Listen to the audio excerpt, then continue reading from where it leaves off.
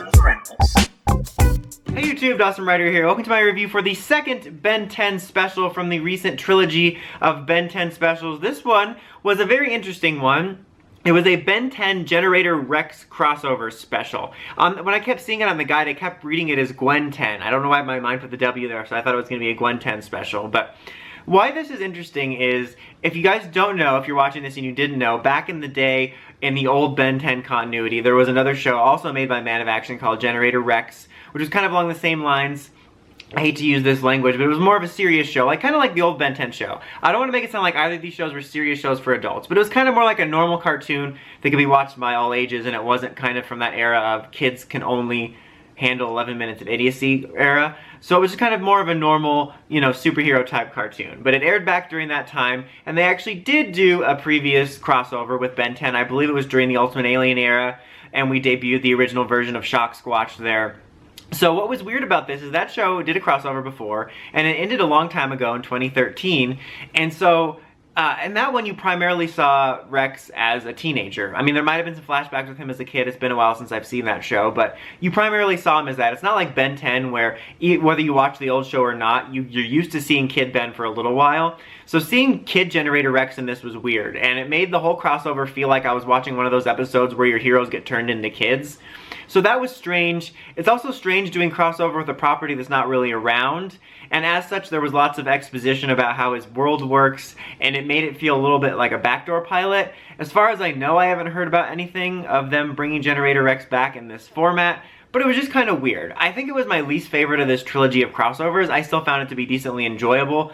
I found it to be interesting that they were even doing this with Generator Rex, although it makes sense if this is kind of a last bit of episodes, but I don't know, it was just kind of strange. And like the main plot revolved around them facing off against sort of with Providence and with Hex, because Generator Rex accidentally glitches Ben's Omnitrix, which turns a bunch of different people into his aliens, which was kind of a fun premise, and then Hex takes over them, and Providence thinks that Ben's an Evo, and they're kind of, like, Providence and Agent 6 aren't exactly their full-on villain enemies, but they're kind of working against them, and then they have to work together at the end, so they're kind of facing that while facing Hex. And it was kind of an interesting premise, and it's, like I said, it's almost a little bit of a backdoor pilot for Rex, who's trying to learn to be a hero, and Ben almost acts in sort of a more reluctant mentor role, which is weird to say about a 10-year-old. But I liked Ben in this in the sense that he was a little bit stubborn about helping Rex, but he felt kind of more like late original series Ben, where he had matured a little bit.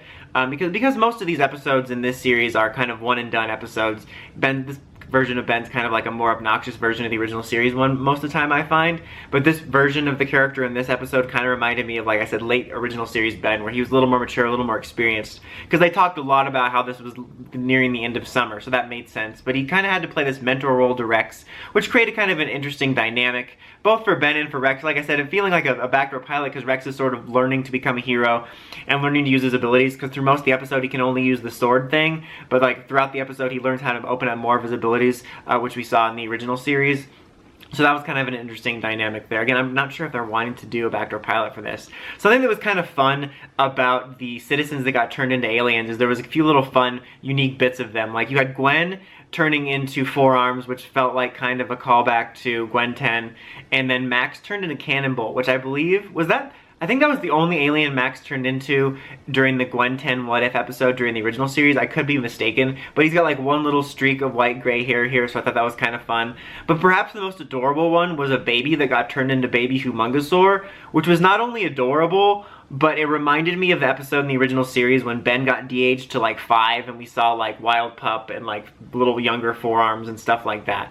And it just kind of made for some funny stuff in general. Like I said, it's probably my least favorite of the other ones overall though, because it was just kind of weird. I was more interested in why they were doing this Generator Rex thing, but I wasn't as invested. But it was nice to see sort of more plot-driven episodes just like the other two. And there was a lot of talk about the end of summer in all of these, but in this one especially there was a lot of talk about it and how he wanted to continue to work with Gwen and Max once the summer was over, and I thought that was a nice beat. It kind of gets weirdly undone in the next one I'm going to review, but I thought that was a nice beat, and I didn't know when I was watching these that these might be the end of the series, so I'm not sure where it's going to go from here, but it was kind of nice to have a more progression feeling to the continuity there. But yeah, this one was okay. I would probably give it a 3 out of 5. I thought it was decently enjoyable. It actually kind of made me miss the old Generator Rex show. If it came back, I'd like to see it more be with the older Generator Rex, because because, again, with Ben, we're used to seeing him as a kid.